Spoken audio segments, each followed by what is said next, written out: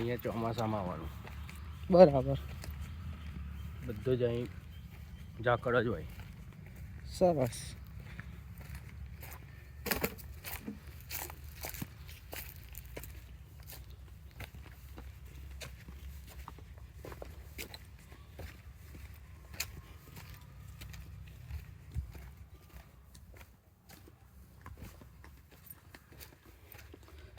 જે બધા પથ્થરો છે ને આ એ વખતના એના છે. ગઢ પાવાગઢ જે વખતનું છે આ બધા પથ્થરો. હાલોલની પાસે પાવાગઢથી થોડીક આગળ 8 કિલોમીટર ટપલાવાવ કરીને એક જગ્યા છે જ્યાં હનુમાન દાદાનું મંદિર છે. એની સામે એક અદ્ભુત વસ્તુ મને જોવા મળી છે, તો હું તમને બધાને બતાવી રહ્યો છું. સ્વયંભૂ શિવલિંગ કઈ જગ્યા પર છે આગળ જુઓ. મને મારા મોટા ભાઈ લઈને આવ્યા છે અહીંયા. મોટા ભાઈ જય બોલે. જય બોલે, જય બોલે. આ જગ્યાનું થોડુંક શોર્ટમાં તમે સમજાવશો? આ ઈસવીસન ટપલાવાવ દાદા જે હજુર છે, જે વર્ષોથી લોકોની મનોકામના પૂરી કરી રહ્યા છે, અને એની સામે જંગલની અંદર જે સ્વયંભૂ જે જગત પિતા જે આપણે શિવશંકરજી કહીએ છીએ, દેવોના દેવ મહાદેવ, એમનું અદ્ભુત સ્વયંભૂ શિવલિંગ છે જે હું તમને બતાવી રહ્યો છું. જગ્યા થોડીક જંગલવાળી છે.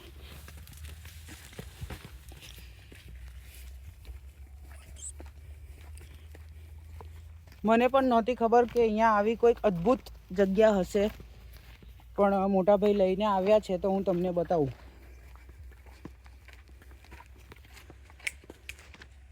અહીંયા ચપ્પલ ઉતારી દેવાના અને આગળ ભાઈ તમને થોડુંક સમજાવશે.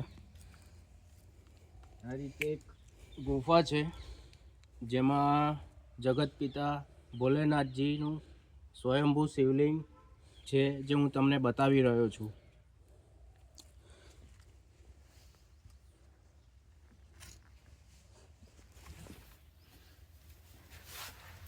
મહાદેવ શંભો.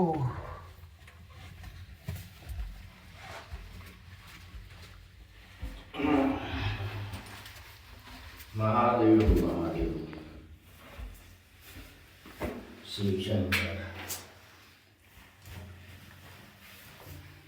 આજે આપણે જોઈ રહ્યા છે એ મહાદેવનું સ્વયંભૂ છે જે વર્ષોથી અહીંયા સ્થાયી થયેલું છે.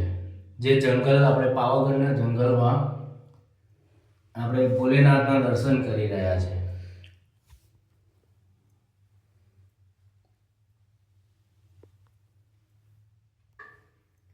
જેને બી દર્શનનો લાભ લેવો હોય એને એક દિવસ હાલોલ આવવું પડશે, રાત રોકાવું પડશે. બીજે દિવસે હનુમાનજી ટપલાવાવ દાદાના દર્શન કરી અને એમની સામે જે જંગલની અંદર વર્ષો પુરાના જેમાં દાદા ભગવાન શંકરનાથનું શિવલિંગ આવેલું છે જે સ્વયંભૂ છે.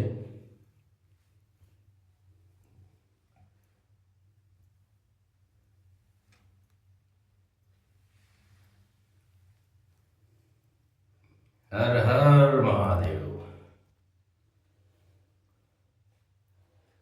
નમઃ પાર્વતી પતે હર હર